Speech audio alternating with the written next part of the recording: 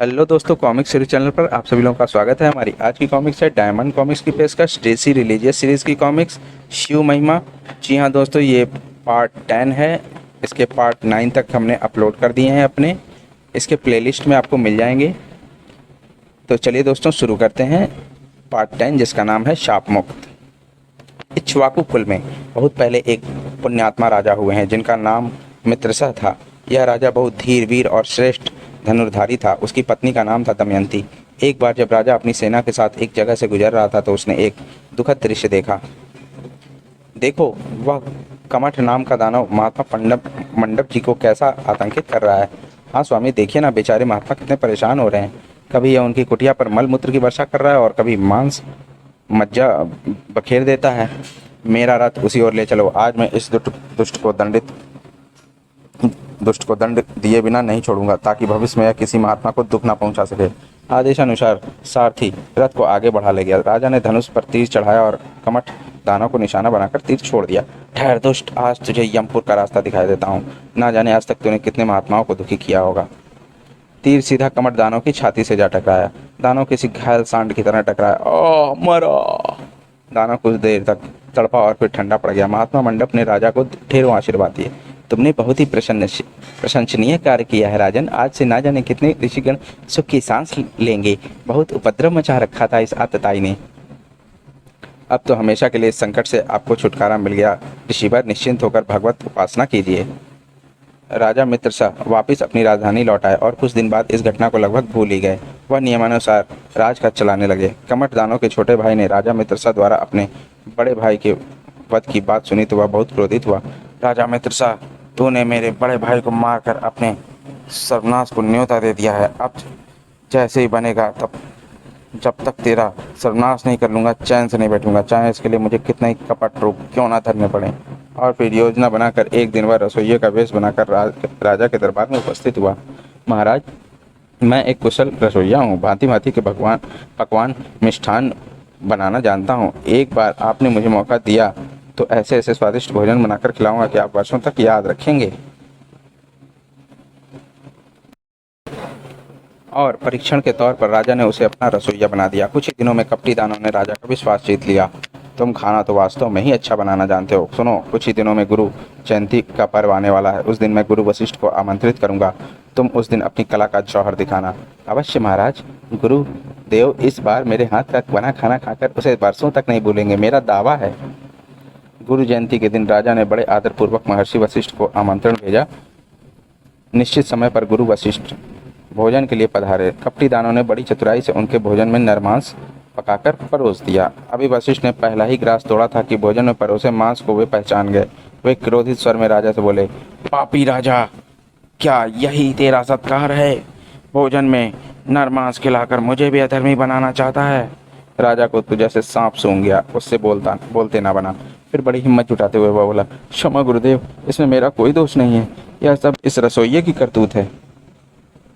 पापी एक तो अपराध करता है, दूसरे किसी अन्य पर उसका दोष मढ़ता है। क्या यह रसोइया तेरा नौकर नहीं है? हाँ महाराज, मैं स्वीकार करता हूँ कि यह रसोइया मेरा ही नौकर है, लेकिन इसने क्या पकाया मैंने नहीं देखा था।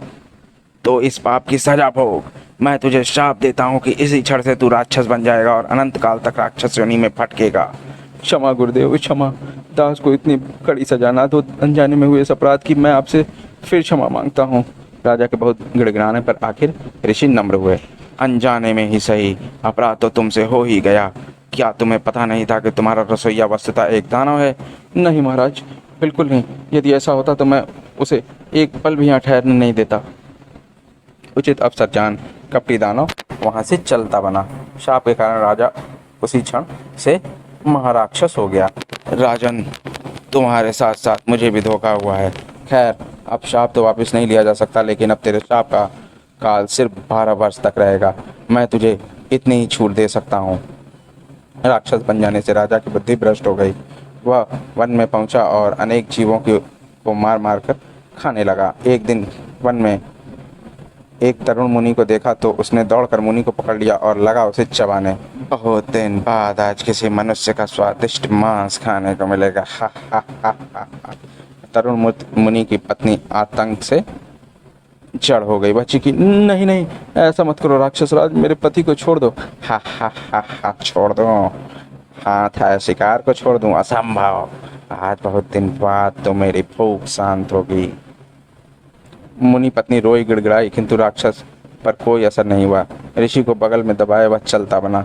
कुछ दूरी पर जाकर उसने ऋषि का सर फोड़ दिया और उसे हजम कर उसकी हड्डियां वहां फेंक गया। मुनि पत्नी ने रोते रोते अपने पति की हड्डियां चुनी। फिर एकाएक उसकी आंखें बदले की आग में जलने लगी। नीच राक्षस, मेरे पति को मारकर तूने अच्छा नहीं किया। मैं तुझे शाप देती हूँ, जब भी तू किसी स्त्री के साथ विहार करेगा उसी क्षण तेरी मृत्यु हो जाएगी। शाप देकर मुनि पत्नी ने अपने पति की हड्डियां के लिए चिता बनाई और वह सती हो गई। उधर 12 वर्ष बीते, शाप का समय समाप्त हुआ तो राजा पुनः अपने पुराने रूप में वापस आ गया। जब वह राजमहल में पहुंचा तो रानियों सहित मंत्री आदि ने उसका भरपूर स्वागत किया। राजा राजकार्य चलाने लगा, लेकिन मुनि पत्नी के शाप का उसे स्मरण था, अतः वह बहुत उदास रहने लगा। रानी ने कारण पूछा तो राजा ने बताया, शाप की उस राक्षस योनि में मुझसे बहुत से ऐसे अपराध हो गए हैं महारानी कि उसका प्रायश्चित करना भी मेरे लिए बहुत मुश्किल हो गया है। समझ में नहीं आता क्या करूं। मुझे बताइए स्वामी, शायद मैं उसका कुछ हल निकाल सकूं। तब राजा ने मुनि पत्नी के शाप की बात उसे बता दी। सुनकर रानी गंभीर सोच में पड़ गई। सती का दिया हुआ शाप कभी निष्फल नहीं जाता।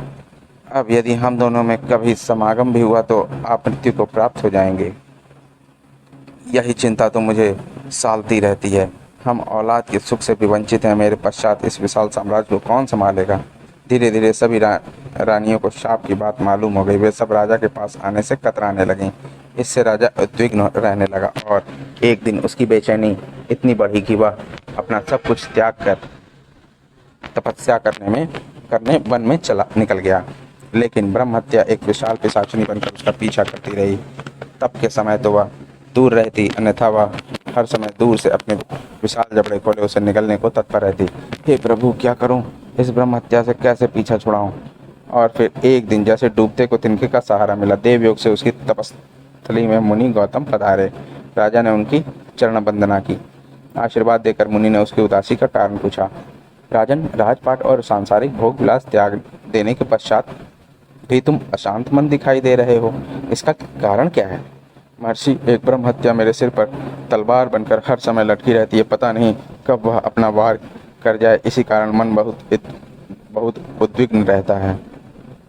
मुझे बताओ, मैं तुम्हारी सहायता करूंगा। तब राजा ने मुनि को सारी घटनाएं कह सुनाई। सुनकर मुनि गंभीर स्वर में बोले, अपराध तो तुमसे वास्तव में गंभीर हुआ है राजा, लेकिन यह सब तुम्हारी शाप की अवधि में हुआ है। राक्षस विवेकहीन होते हैं, इसीलिए तुम ऐसा जघन्य कृत्य कर बैठे। कोई उपाय बताइए ऋषिवर, ताकि मैं इस ब्रह्म हत्या के शाप से मुक्त हो सकूं।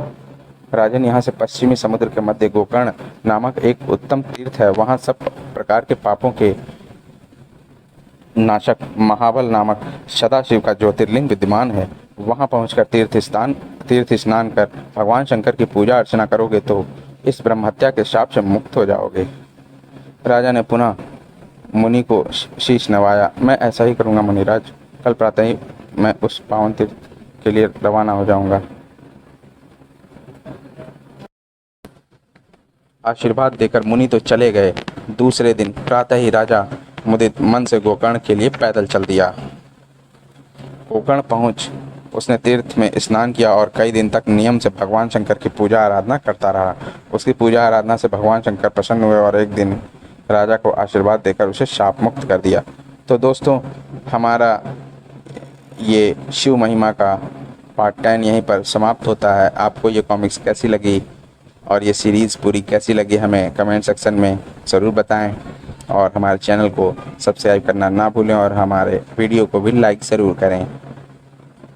हमारी यहीं पर कॉमिक्स समाप्त होती है। मिलते हैं अगली कॉमिक्स में। धन्यवाद।